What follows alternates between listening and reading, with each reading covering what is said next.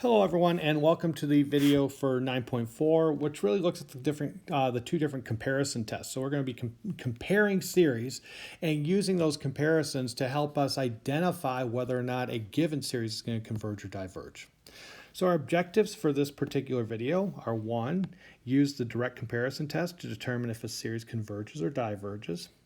Number 2, use the limit comparison test to determine if a series converges or diverges. So the direct comparison test, this one is a little bit, it's probably the easiest of the tests to do, but there's a complication that does take place. In this case, we're going to let A sub n and B sub n be series that are all positive terms, so we can't have any negative terms here on these. And the sequence. And the sequence A sub n is always less than or equal to B sub n for all n. Okay? So if this relationship holds, two things are going to be true. If B sub n converges, then I know the series of A sub n is also going to converge. So if my larger series converges, the series that has the largest terms converges, then I know the series with the smaller terms are going to converge as well. If the smaller series of A sub n diverges, then B sub n diverges as well too. So the key part about this, we have to go through and identify a series we're going to compare it to.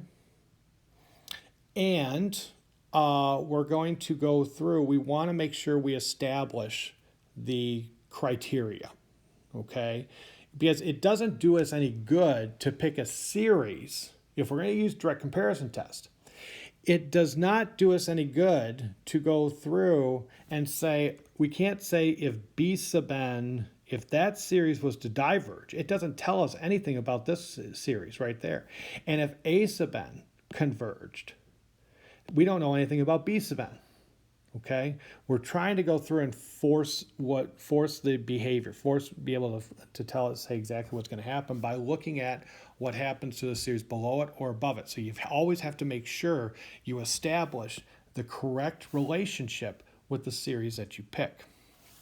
Let's take a look at some examples.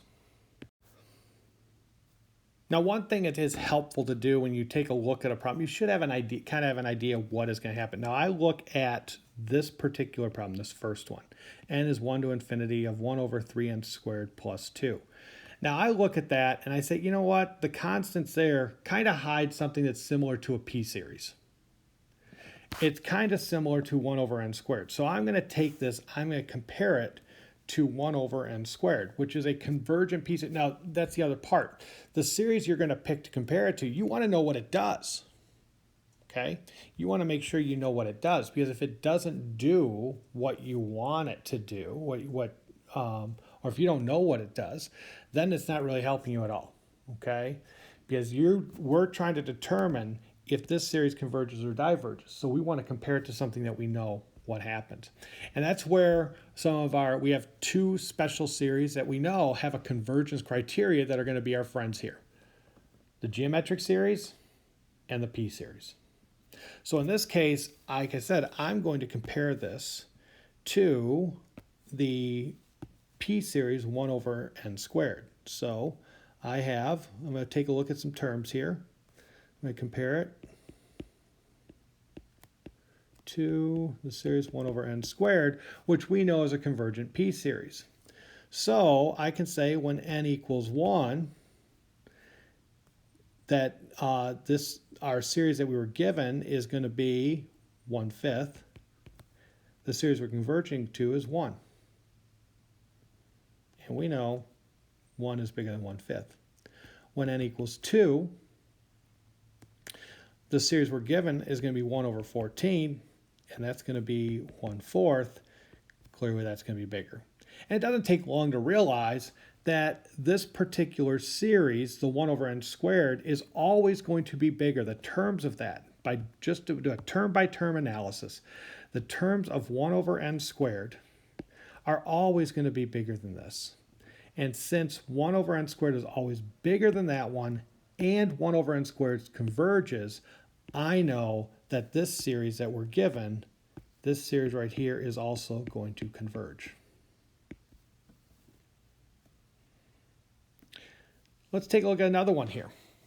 This time we have the series as n equals 1 to infinity of 2 to the n over 5 to the n plus 1. Okay, now on this one right here, we start out, we have to go through and make a determination on this one. And one of the things I notice right away with this is I see these exponents right there. And so I'm going to go through and use that. And if I ignore that 1, I'm going to compare this to the series 2 over 5 to the n power, which happens to be a convergent geometric series. And so I do the exact same thing before. I'm going to do a term-by-term analysis on this. And I'm going to go through, I'm going to say, well, when n equals 1, this is going to be, our series we're given is 2 over 6. The series that we have there is 2 over 5. When n equals 2, I get 4 over 26, and this is going to be 4 over 25. When n equals 3, I'm going to get 8 over 126, and that's going to be 8 over 125. Well, here's the thing. Think about your fractions. Bigger denominators mean a smaller value. So when we have the same value in the numerator and bigger values in the denominator, I know 2/5 is greater than 2/6. I know 4 over 25 is greater than 4 over 26, and I know that is going to be true. So again, since this particular series converges, and it's always bigger than the one we're given, we know that series converges as well. Let's take a look at a third example. Now this one's kind of interesting, okay? When we go through on this one, often the very first thing people look at is, oh, I'm going to compare it to the series 1 over the square root of n, which we know is a divergent p-series, that's just 1 over n to the 1/2 power, which is a divergent p-series, okay? So I'm going to go through and pick some values here. So I start out when n equals 1, that's my series I get is 1/3, and that's going to be 1. When n equals, I'm going to pick values that I can work with square roots. So if n equals 4, that's going to be 1/4. This is going to be 1/2. If n equals 9, I'm going to get 1/5. That's going to be 1/3. But you'll notice that's what's happening. This series is greater than the one that we're given. But we're going through, since this series diverges, it doesn't tell us anything about this one here. We don't know what it does. We know this one diverges. That's why we picked it. This one right here, we can't say for sure whether it diverges or converges because, again, the values, the term-by-term analysis tells me that the terms of our given series here, this series, are less than the terms of that series. So we really need to go through and choose something else to do. Well, let's look at the harmonic series. I feel like this is going to diverge. So let's look at the series 1 over n. So when n equals 1, I get 1/3, and that's going to be 1 here. When n equals 4, I'm going to get 1/4. This is going to be 1/2. Still not looking good. N equals 9. I get 1/5. Now I get 1/9. Notice here, there, but now we've switched. If I go to n equals 16, I get 1 over 6. This is going to be 1 over 16. Yeah, that's going to be bigger. And so what we have now here is at some point after n equals 4, our relationship switched. Eventually, yes, here at the beginning, our relationship didn't hold that we needed, but afterwards it holds, and it starts to hold stronger and stronger as we go through. And so therefore, what we can say is that because by direct comparison, this particular series diverges, so therefore we know that the series 1 over 2 plus the square root of n also diverges. Okay. That's what happens with the term-by-term analysis. That's what happens with the direct comparison. You must establish the pattern that you need. That's where the difficulty comes in, okay, is going through and establish that pattern. Let's look at the next one. This next one is the limit comparison test. Now, the direct comparison test, the nice thing about that is it's very easy. It is very easy. The issue comes in is making sure that you establish the proper relationship. If you're going to say a series converges, but you don't compare it to a series that actually shows that, but you might feel like you did, but you're not. If you make a mistake on it, it's going to cause a problem. The next thing we have is the limit comparison test. Now, the limit comparison test is nice because we don't have to go and maintain a relationship. We don't have to know which one is bigger, which one is smaller with the limit comparison test. What happens with the limit comparison test is a sub n is going to be a sequence of positive values, and b sub n is also a sequence of positive values. If the limit as n approaches infinity of the ratio a sub n over b sub n, if that equals L, where L is finite and positive, keep in mind, the value of this limit cannot be 0. It has to be finite and it has to be a positive value. Then we know that our series of a sub n and b sub n either both converge or both diverge. So in this situation here, we just have to go through and compare it, do a comparison to a test where this limit will come out to be something that's finite and positive. We don't have to worry about which one is bigger, which one is smaller, anything like that. We just need that limit to be finite and positive. Let's take a look at some examples. So the first thing I'm going to do on this one is I'm going to go through, and for our first example, I have the series is n equals 1 to infinity of 1 over n squared times n plus 2. Now, here's the thing. Looking at that, as n gets real large, okay, I know that 2 is not going to really make much difference. So really, when I look at this one, I might sit there and say, you know, I want to compare it. I'll compare this to the series 1 over n cubed, which that we know is a convergent p-series.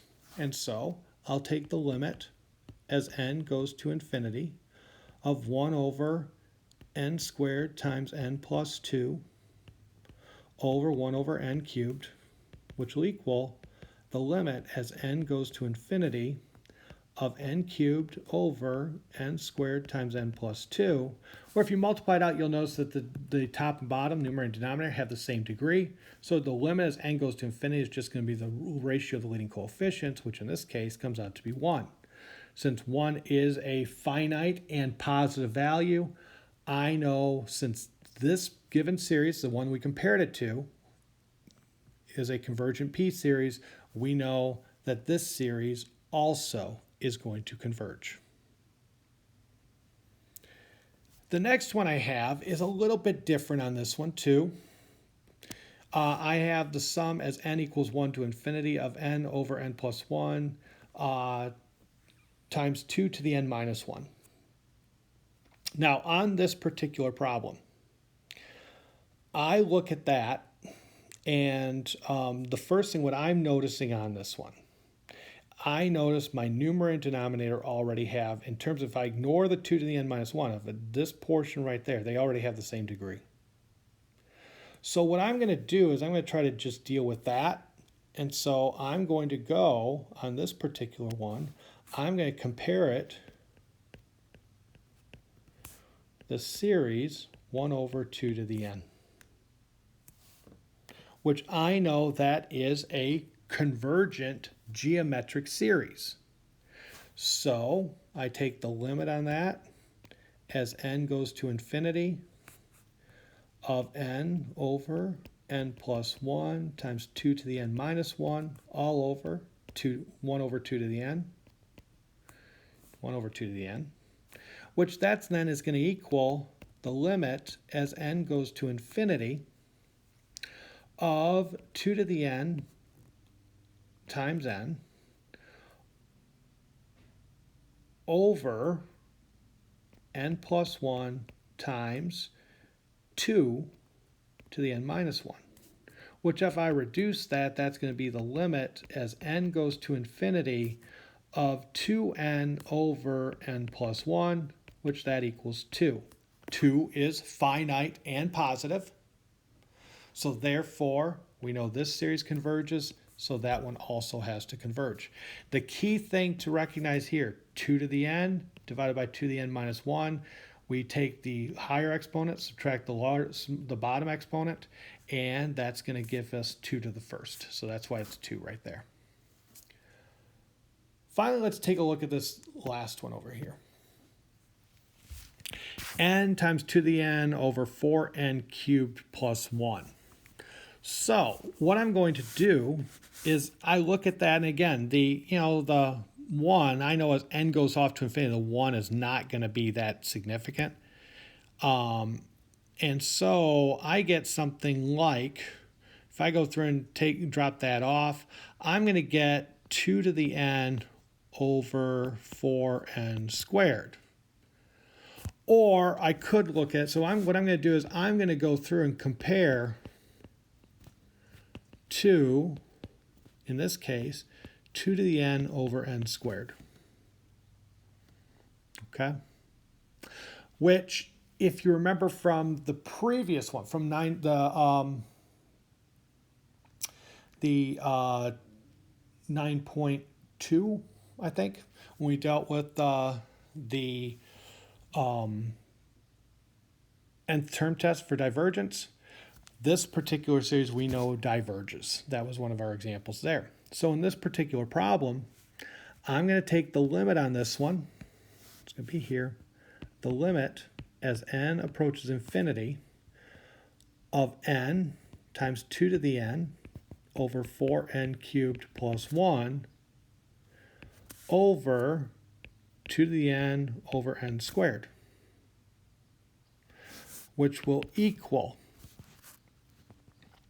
the limit, I'll do it over here, the limit as n approaches infinity of n cubed times 2 to the n over 4n cubed plus 1 times 2 to the n. Okay, well, the 2 to the n's are now going to drop off. The limit on this now is equal to 1/4, which is finite and positive. So therefore, since this particular series, the one that we picked here, diverged, we know that this series is going to diverge as well. Okay.